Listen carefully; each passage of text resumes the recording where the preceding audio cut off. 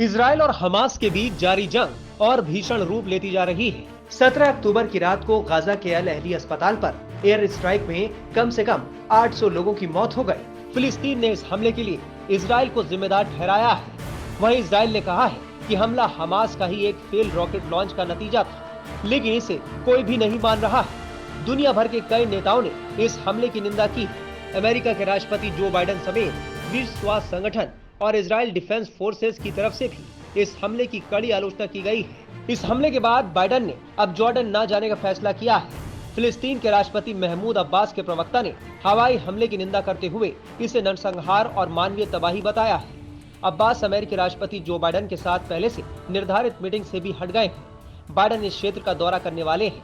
मिस्र सरकार ने एक बयान जारी कर हमले की कड़े शब्दों में निंदा की है। साथ ही उसने अंतर्राष्ट्रीय समुदाय से आगे बढ़ने और आगे के उल्लंघनों को रोकने की अपील की है। सीरिया ने इस हमले के लिए पश्चिमी देशों को जिम्मेदार बताया है।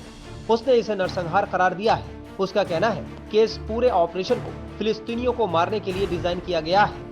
वहीं तुर्की के राष्ट्रपति तैयब एर्दोगान ने कहा है, मैं पूरी मानवता से गाजा में इस अभूतपूर्व क्रूरता को रोकने के लिए कार्रवाई करने की अपील करता हूँ। कतर के विदेश मंत्रालय की तरफ से कहा गया है कि हमला खतरनाक तरीके से तनाव में इजाफे की तरफ इशारा करता है। उधर जंग के बीच अमेरिकी राष्ट्रपति बाइडेन इजराइल के एक दिन के दौरे पर हैं। बाइडेन ने गाजा में अस्पताल पर हुए घातक हमले की निंदा की। हालांकि उन्होंने इसके लिए किसी भी पक्ष को दोष नहीं दिया है। उन्होंने बयान में कहा, मैं गाजा के अल अहली अरब अस्पताल में विस्फोट और उसके परिणाम स्वरूप हुई जान माल की भयानक हानि से क्षुब्ध और बेहद दुखी हूँ। बताया जा रहा है कि बाइडेन को 18 अक्टूबर को जॉर्डन, मिस्र और फिलिस्तीनी प्राधिकरण के नेताओं के साथ अम्मान में एक शिखर सम्मेलन में शामिल होना था, लेकिन जॉर्डन ने घोषणा की कि वो गाजा सिटी अस्पताल पर बमबारी के बाद बैठक को रद्द कर रहा है।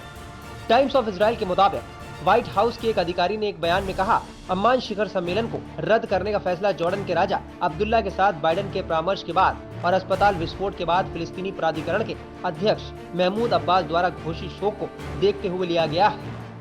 इस बीच अमेरिकी राष्ट्रपति बाइडेन इजराइल के दौरे पर है। उधर ईरान साफ कर चुका है कि अगर इजराइल ने फिलिस्तीन पर हमले बंद नहीं किए तो नतीजे भुगतने वाले होंगे। Times now of Bharat digital की रिपोर्ट।